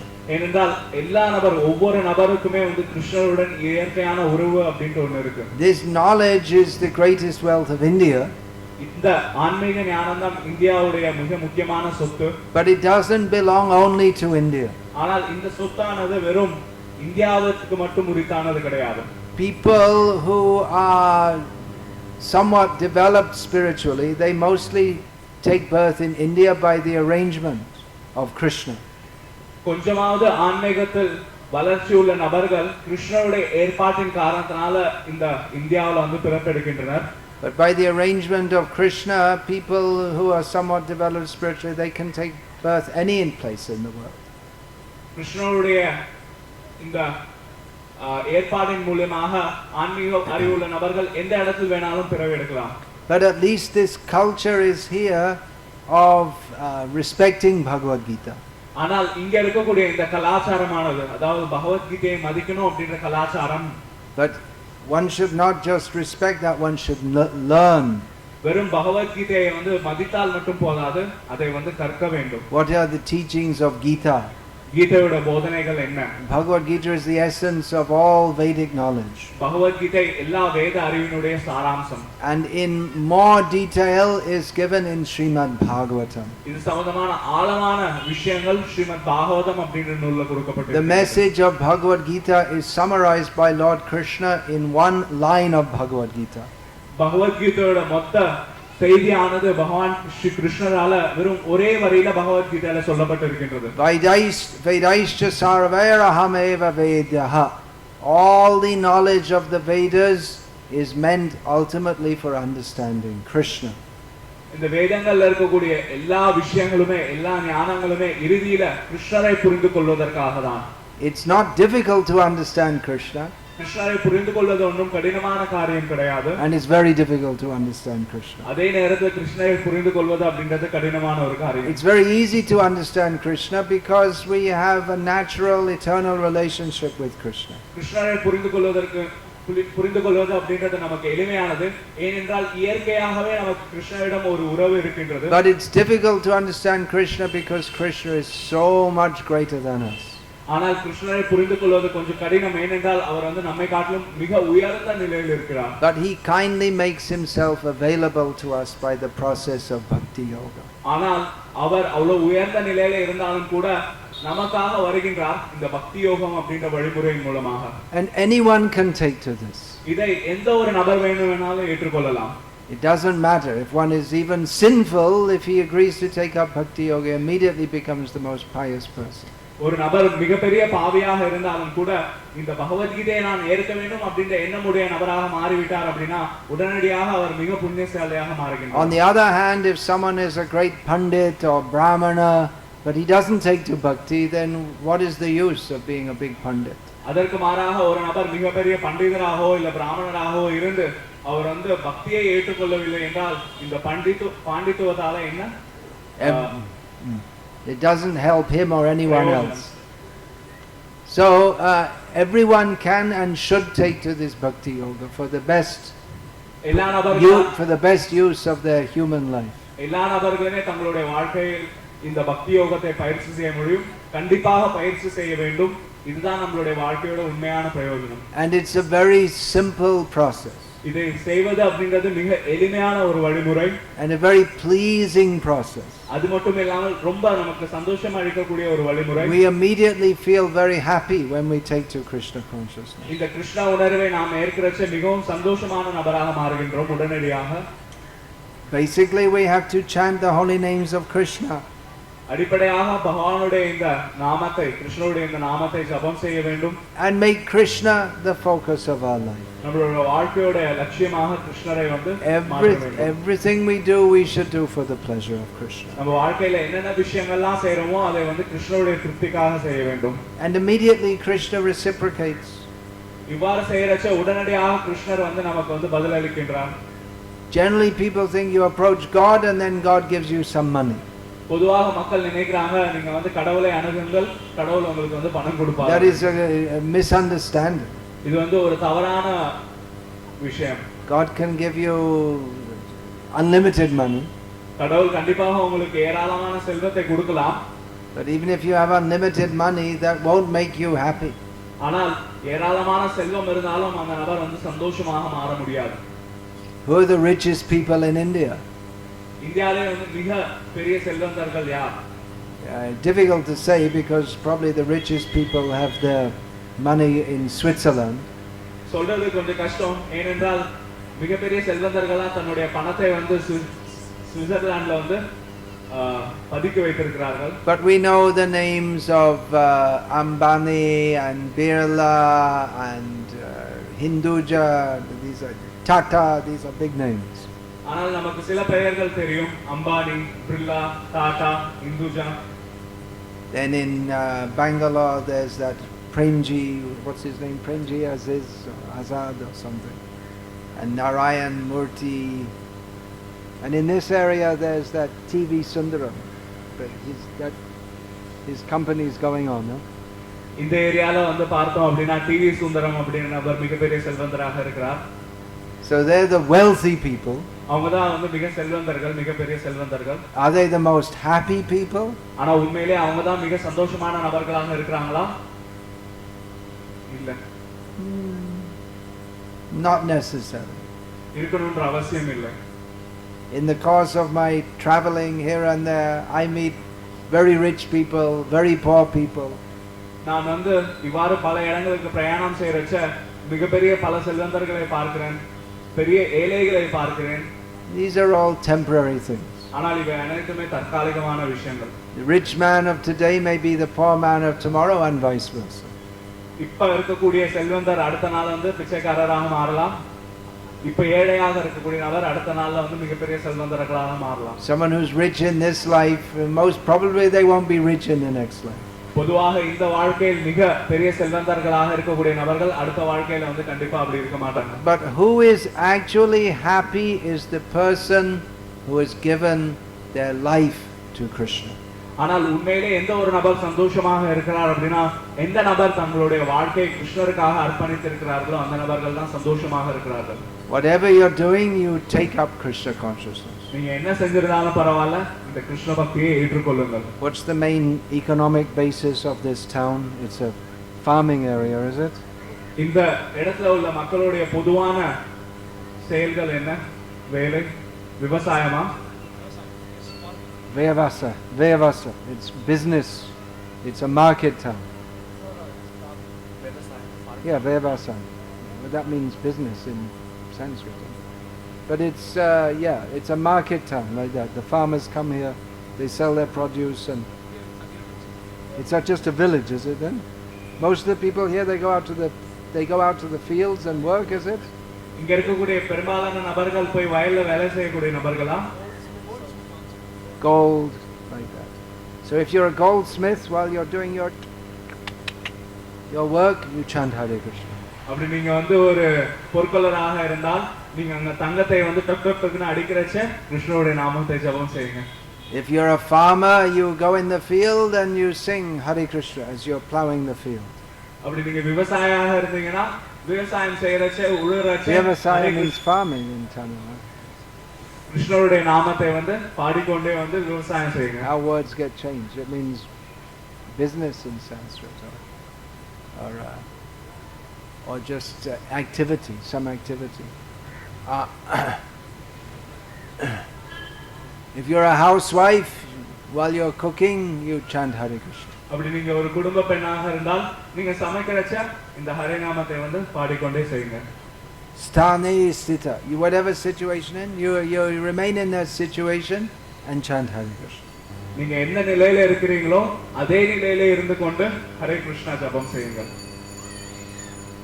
And you'll simply you make this beginning and gradually you'll become great devotee of Krishna. இந்த எளிமையான வழிமுறையின் மூலம் ஆரம்பித்து படிப்படியாக மிகப்பெரிய பக்தர்களாக மாறுவீர்கள். So Hare Krishna. Is there any question? ஏதாவது கேள்விகள் இருந்தால் கேட்கலாம்.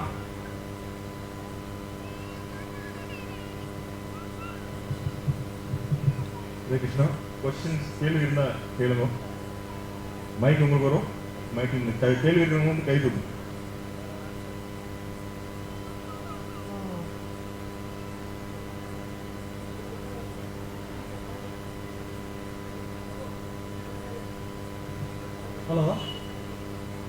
Hello. இந்த இயக்கத்துல பிரம்மச்சாரியம் சொல்றீங்களே, அதை பத்தி விளக்கமா சொல்லுங்க. What's the question? He's saying that in your distribution you are speaking about brahmacharya. Can you explain more on it? If you want to know more about it, about brahmacharya, I've written a book about it, a whole book. அப்படி உங்களுக்கு பிரம்மச்சாரியத்தை பத்தி ஆழமாக தெரிந்து கொள்ள வேண்டும் அப்படின்னு ஆசை இருந்தது அப்படின்னா நான் அது பத்தியே ஒரு தனிப்பட்ட ஒரு புத்தகம் எழுதியிருக்கிறேன்.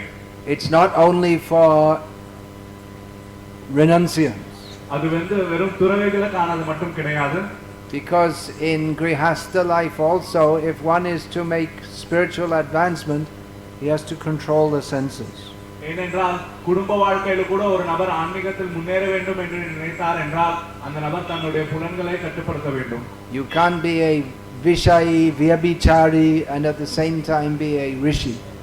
ஒரு நபர் புலனின்பவாதியாக இருந்து கொண்டு அதே நேரத்தில் ஒரு ரிஷியாக வந்து வாழ முடியாது. But this topic is actually very important in the modern age. ஆனால் இந்த செய்தியானது இப்ப இருக்கக்கூடிய காலகட்டத்தில் ரொம்ப முக்கியமான ஒரு தலைப்பு.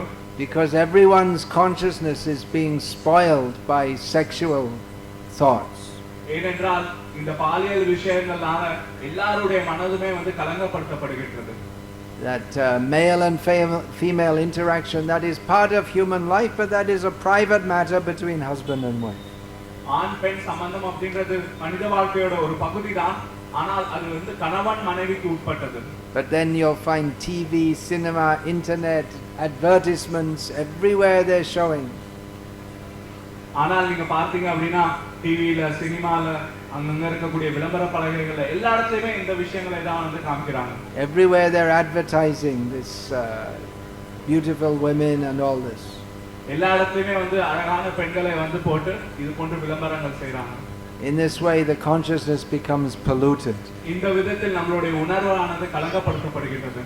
So one has to control the mind and senses if one is going to become spiritually advanced. ஒரு நபர் ஆன்மீகத்தில் முன்னேற விருப்பப்பட்டால் அவர் தன்னுடைய மனதையும் புலன்களையும் கட்டுப்படுத்த வேண்டும். This practice of brahmacharya is essential for anyone who's serious about spiritual practice, whether they're married or not married.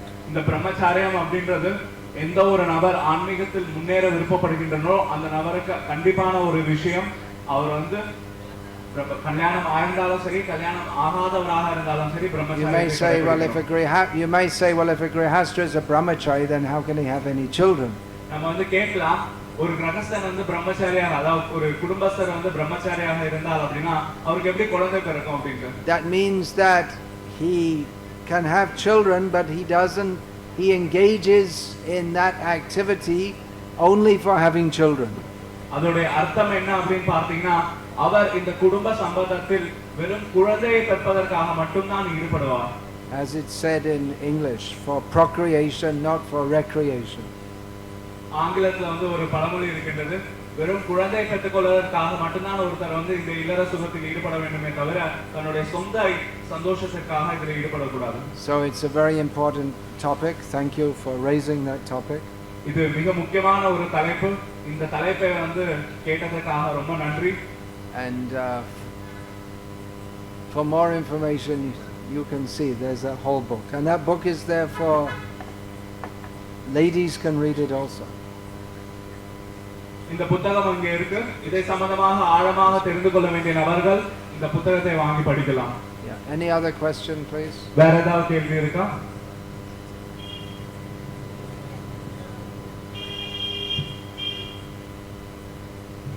Hare Krishna. Hare Krishna. First of all, very welcome to you. Thank you. I am very proud of you. Hare Krishna. I am speaking Tamil. Yeah, please say Tamil.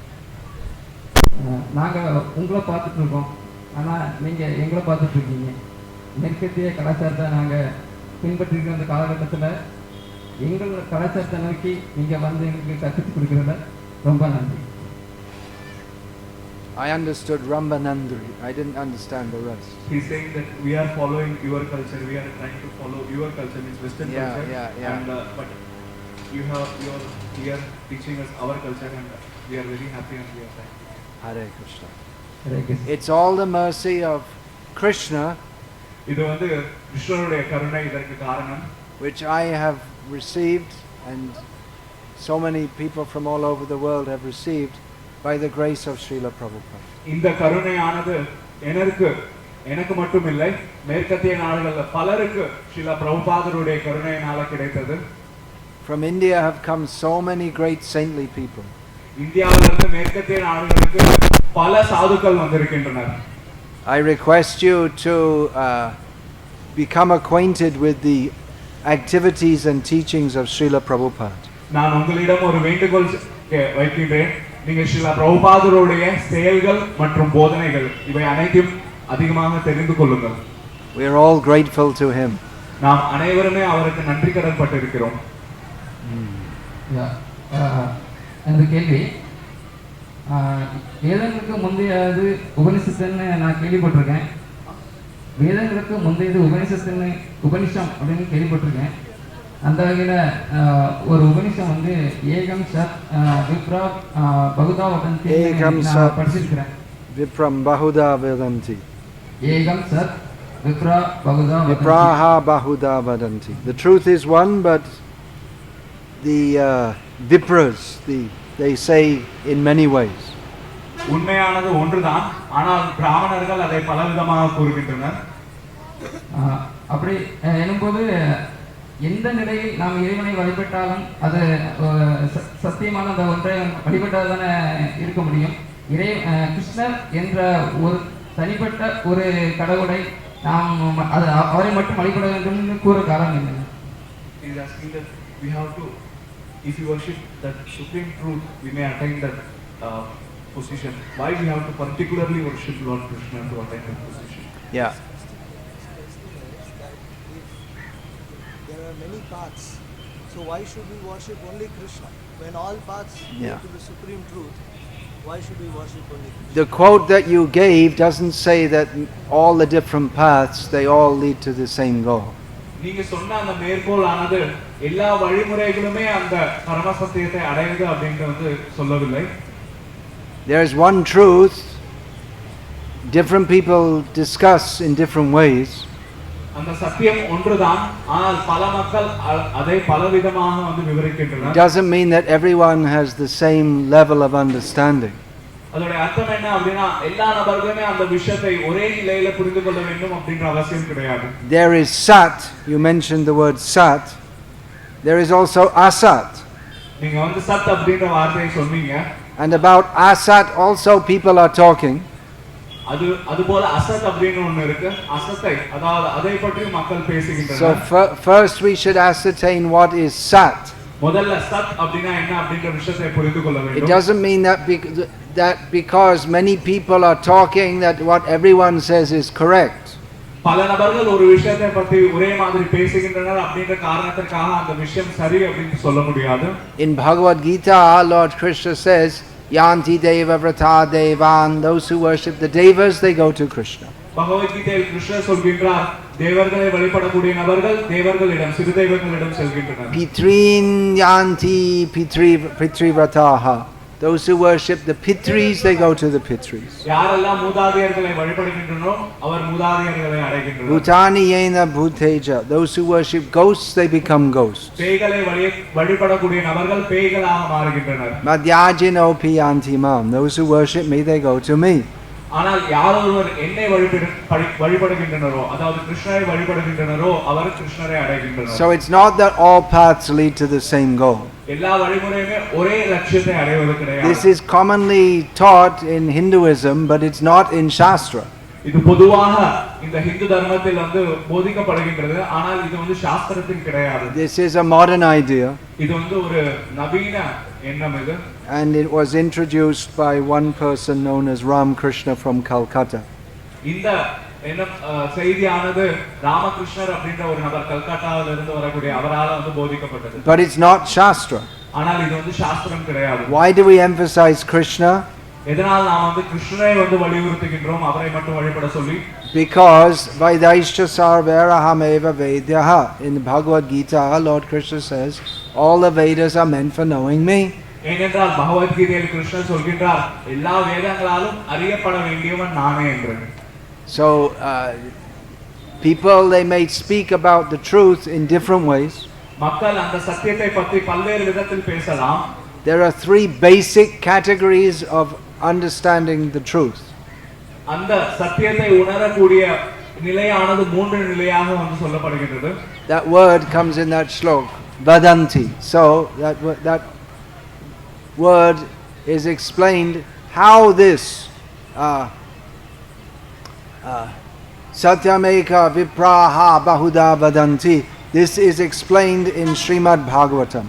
இந்த ஸ்லோகமானது ஸ்ரீமத் பாகவதத்தில் வந்து விளக்கப்பட்டிருக்கிறது.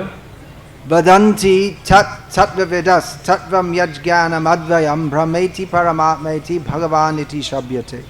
that truth is Advayam, that is one, not two, Advayam.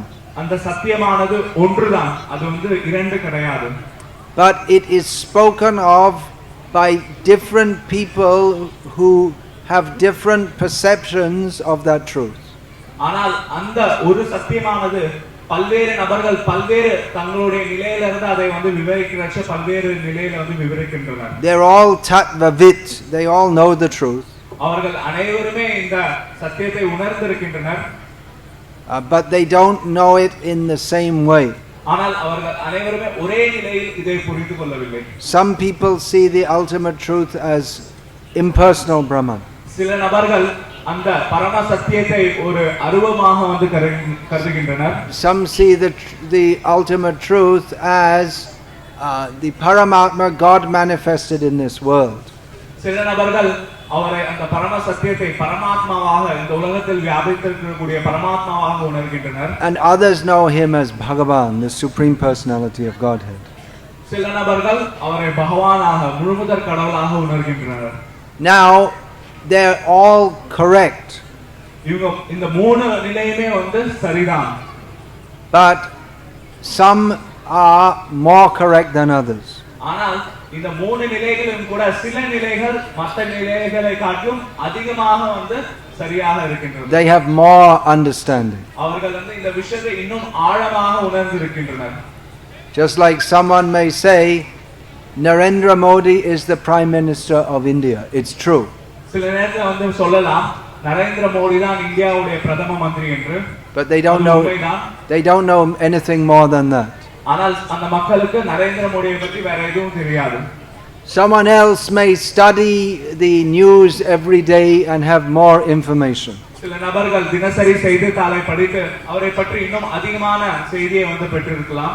How he's ministering, how he works through the party channels and the government channels. அவர் எப்படி வந்து அவருடைய அரசாங்கத்தை நடத்துகிறார், எவ்வாறு தன்னுடைய அமைச்சர்களை வழிநடத்துகிறார், இது போன்ற விஷயத்தை வந்து தெரிந்து கொள்ளலாம். And someone knows him personally. இன்னும் சில நபர்கள் இருப்பார்கள், அந்த நபர்கள் அவரை தனிப்பட்ட முறையில் நேரடியாக தெரிந்த நபர்கள் இருப்பார்கள். So Brahman realization means to have some general idea there's some prime minister or general idea that there's God, but no specific idea. அதாவது இந்த அருவ பிரம்மனை வந்து புரிந்து கொள்ளக்கூடிய நிலையானது கடவுள்னு ஒருத்தர் இருக்கிறார், ஆனா ஒரு தனிப்பட்ட நபர்லாம் கிடையாது அப்படின்ற ஒரு Paramatma realization means to have some theoretical knowledge. பரமாத்மாவை உணர்தல் அப்படின்றது இன்னும் கொஞ்சம் அதை பற்றி வந்து தெரிந்திருக்கக்கூடிய of how God works in this world. எப்படி இந்த கடவுள் இந்த உலகத்தில் வாழ்கின்றார், எப்படி இந்த உலகத்தை வந்து நடத்துகின்றார். And Bhagavan realization means to have our actual relationship, personal relationship with the Supreme Lord. அந்த பகவான் அப்படின்ற அந்த உணர்வானது அவரிடம் தனிப்பட்ட முறையில் நம்ம வந்து ஒரு நண்பராக ஒரு உறவு உள்ள நபராக அவரை பற்றி புரிந்து கொள்ள நபராக இருப்பது. As to who is Bhagavan, பகவான் யார் அப்படின்ற கேள்வி வரச்ச that is clear from Bhagavad Gita, from Srimad Bhagavatam, from all these shastras. Krishna is Bhagavan. அது வந்து பகவத்கீதை, பாகவதம் மற்றும் எல்லா சாஸ்திரங்களிலிருந்தும் மிக தெளிவாக சொல்லப்பட்டிருக்கின்றது கிருஷ்ணர் தான் கடவுள் என்று. So it's a very good question. இது வந்து ரொம்ப நல்ல கேள்வி. To answer it fully would take a lot of time. அதை வந்து முழுமையாக இந்த கேள்விக்கு பதில் சொல்றது அப்படின்றது வந்து ரொம்ப நேரம் எடுக்கும். You please study these books. நீங்க தயவு செய்து இந்த புத்தகங்களை படிங்க. Your questions will be all answered by reading these books. எல்லா கேள்வியுமே இந்த புத்தகங்களை படிப்பதன் மூலமாக பதில் கிடைத்துவிடும். Thank you. இன்னும் ஒரு கேள்வி கேட்கலாமா? Does anyone else have questions first, because we should give opportunity to others also. If there's வேற யாருக்காவது கேள்வி இருக்கின்றதா? If you want to discuss in more detail, you can meet with our devotees, just like Ved Narayan is here. இன்னும் வந்து நீங்க ஆழமாக வந்து தெரிந்து கொள்ள வேண்டும் அப்படி நினைத்தீங்க அப்படினா Please listen. கேளுங்க. இன்னும் இது சம்பந்தமாக ஆழமாக தெரிந்து கொள்ள வேண்டும் அப்படி நினைத்தீங்க அப்படினா இங்க நம்ம பக்தர்கள் இருக்காங்க. உதாரணத்துக்கு வேதநாராயண பிரபு இருக்கார், அவரை சந்தித்து நீங்க கேட்டு தெரிந்து கொள்ளலாம். I'm only here for a short time, but he's here. நான் இங்க வெறும் குறுகிய காலத்திற்கு தான் இருக்கின்றேன், ஆனால் அவர் இங்க தான் இருக்கிறார். So you can speak with him in more detail at your leisure. உங்களுக்கு எப்ப நேரம் கிடைக்கின்றதோ அப்ப இன்னும் அவர்கிட்ட கேட்டு தெரிந்து கொள்ளலாம். அக்கா, பகவான் வந்து எத்தனையோ அவதாரங்கள் எடுத்திருக்காரு. ஆனா நம்ம வந்து பாடுற இந்த கிருஷ்ண இந்த வரிகள்ல வந்து ஹரே கிருஷ்ணா ஹரே ராமர் மட்டும் சேர்த்து படிக்கிறோமே, மற்ற அவதாரங்கள் ஒன்றும் அது சேர்க்கலையே எப்படி? She's asking that Lord has taken lot of incarnations, but why in this mantra which we sang we are just focusing on Krishna and Rama? Yeah.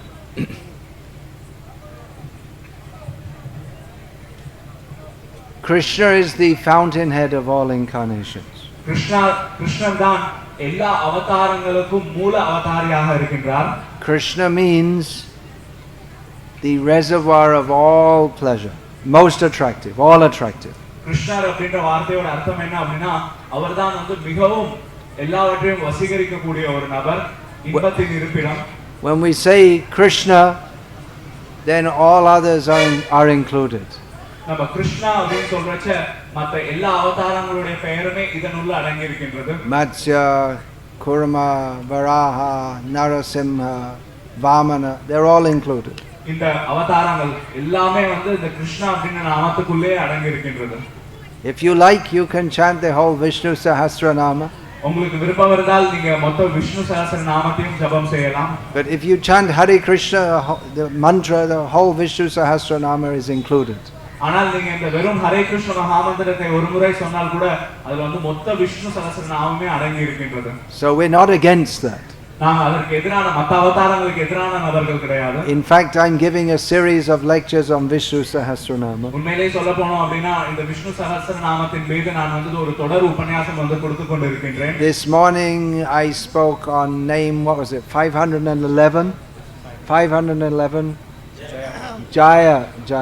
Yeah. இன்னைக்கு காலையில கூட வந்து நான் நீங்க பார்த்தீங்க அப்படின்னா இந்த விஷ்ணு சஹஸ்ர நாமத்திலிருந்து நான் உபன்யாசம் அளித்தேன்.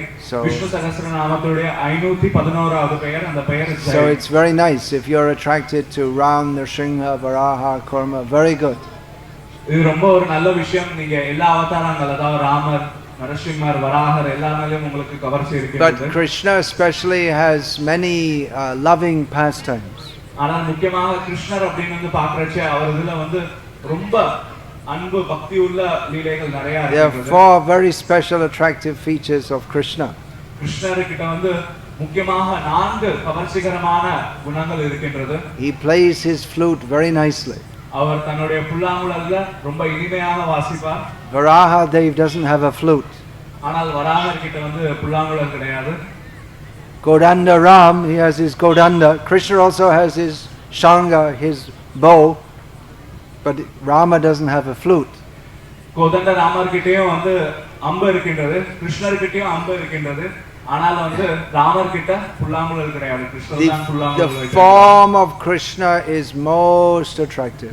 அதே போல கிருஷ்ணருடைய அந்த ரூபமானது ரொம்ப கவர்ச்சிகரமானது, எல்லாவற்றையும் வசீகரிக்க கூடியது. The two-handed form of Krishna is the most attractive. Rupa Madhuri, Venu Madhuri, Rupa Madhuri. கிருஷ்ணருடைய அந்த 2 கை உருவமானது ரொம்ப ரொம்ப அழகான ஒரு உருவம். Then his pastimes, they are most attractive. அதே போல அவருடைய லீலைகள் நம்ம எல்லாருக்குமே தெரியும், ரொம்ப இனிமையானது, கவரக்கூடியது. And his devotees and the love that they have for him, that is most attractive. அதே போல பக்தர்கள் அவர் மீது வைத்திருக்கக்கூடிய அன்பு, அதே போல அவர் பக்தர்கள் மீது வைத்திருக்கக்கூடிய அன்பு, இவை அனைத்துமே ரொம்ப இனிமையானது. So we're not against. If you like to worship Varaha, Rama, very good, very nice. We take the dust of your feet. நாங்க வந்து உங்களுக்கு எதிரான நபர்கள் கிடையாது. நீங்க ராமரையோ இல்ல வராகரையோ இல்ல யாரையாரோ வழிபட நினைச்சா ரொம்ப சந்தோஷமான ஒரு விஷயம். But recommended for this Kali Yoga is this Hare Krishna mantra chanting. ஆனால் இந்த கலியுகத்தில் நமக்கு வந்து சாஸ்திரங்களில் பரிந்துரைக்கப்படுவது இந்த ஹரே கிருஷ்ண மகாமந்திரத்தை ஜபம் செய்வது.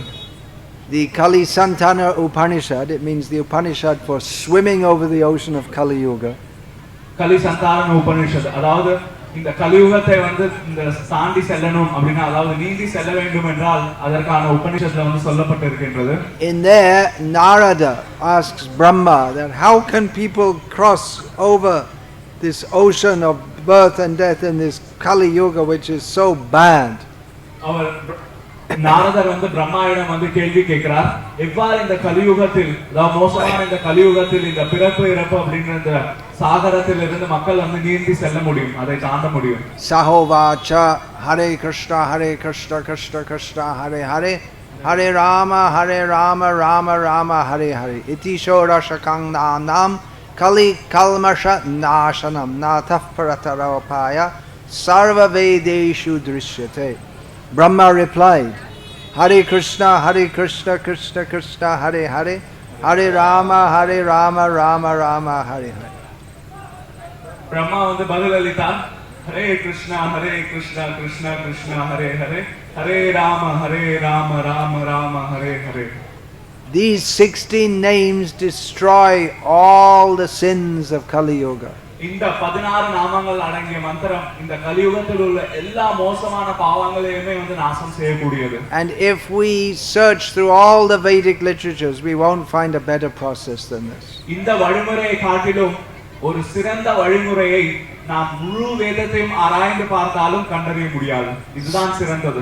Similarly, in Srimad Bhagavatam, அதே போல ஸ்ரீமத் பாகவதத்திலும் சொல்லப்பட்டிருக்கின்றது. Kale doshanidhe rajan, Shukra said to Parikshit, O king, this Kali Yuga is an ocean of dosham, of faults.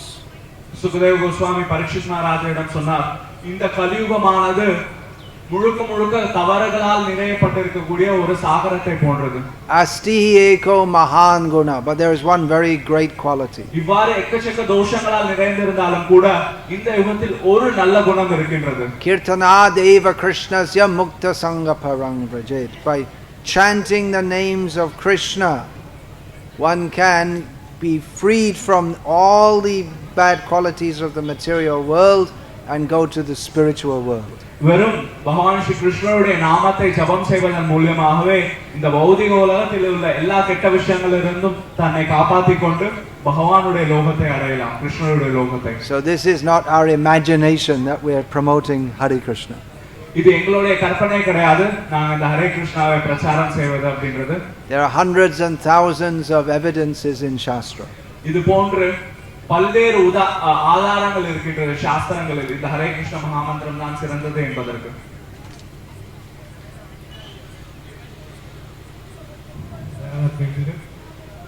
வேற யார்கிட்ட ஏதாவது கேள்வி இருக்கின்றதா?